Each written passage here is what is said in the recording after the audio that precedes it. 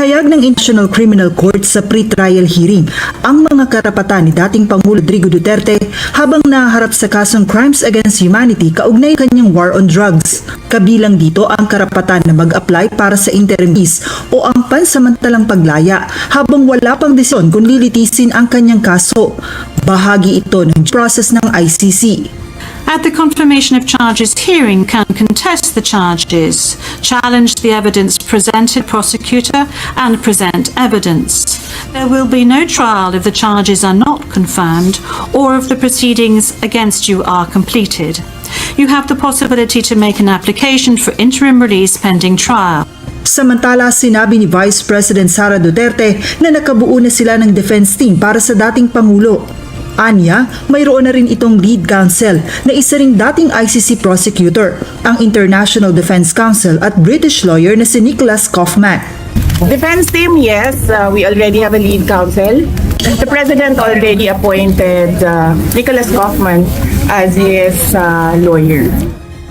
Batay sa rules ng ICC, tanging ang mga accredited legal counsel lamang ang maaaring kumatawan sa nasasakdal sa mga paglilitis. Sa ngayon, 5 lamang sa mga Pilipinong abogado ang accredited ng ICC.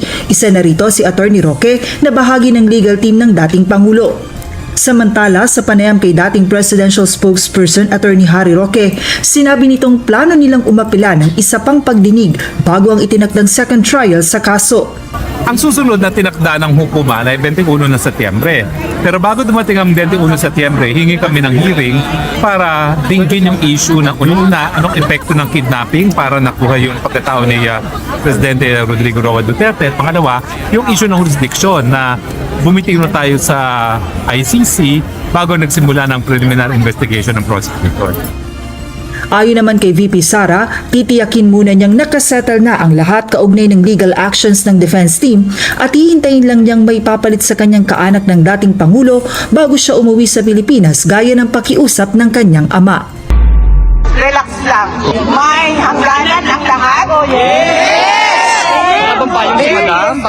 A day of reckoning. Ito raw ang ipinahatid na mensahe ni dating Pangulong Rodrigo Duterte ayon sa anak na si Vice President Sara Duterte. Nakita raw silang mag-ama matapos ang unang pagharap ni Duterte sa pre-trial sa ICC. 1 oras daw tumagal ang kanilang pag-uusap. I was not allowed inside his detention area. We met in the visiting area. He looked well rested. I asked him that. He said, "You look well rested." And then he said that, well, I don't do anything here. I just sleep and watch TV. Then he said, yes, well, that's my only complaint is that I really miss Filipino food.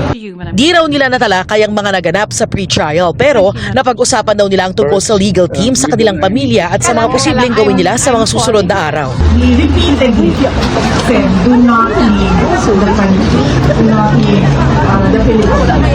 And so I told him, I know, I understand that. And I do not want to be here as well. Unfortunately, I am the only one who has a Schengen visa. And I am the only one who is alone. Sabi ng bise, mananatili siya sa the Netherlands hanggang wala pang dumarating na ibang kaanak na hahalili sa kanya roon. Sinagot din ni VP Duterte ang ilang tanong sa plano niya sa politika sa 2028. We still have a country by 2028. The way that we are going right now, hindi ko alam, palubog ng pero alam nyo, magtiwala lang kayo sa Diyos. Yes, dasal! Sa'yo. Dahil Isa, yun talaga. makikita nyo na lahat ng bagay ay merong purpose. Anya, kailangang pagnilayan ng dating Pangulo kung ano ang maaaring mapulot sa mga kasalukuyang nangyayari. Pero si VP Duterte, naniniwalang inihahanda siya ng kanyang mga pinagdaraanan para sa mas malaking bagay. Iginiit din ng bise at ng abogadong si Harry Roque na kidnapping ang ginawa ng mga otoridad sa Pilipinas sa dating Pangulo. Talk to lawyers, they call it extraordinary condition, but for a family member like me, that's kidnapping. That's forcibly taking my father to another country and illegally arresting me. We think that the ICC should again set an example in promoting international justice And when kidnapping is allowed as a means of acquiring jurisdiction over the jurisdiction of the accused, we think this too is a travesty of justice. Kaya ang hiling nila, Ang ninanais namin, madesisyon na issue ng jurisdiction sa malalo mabilis na panahon nang sa ganon siya ay makauwi na ng Pilipinas.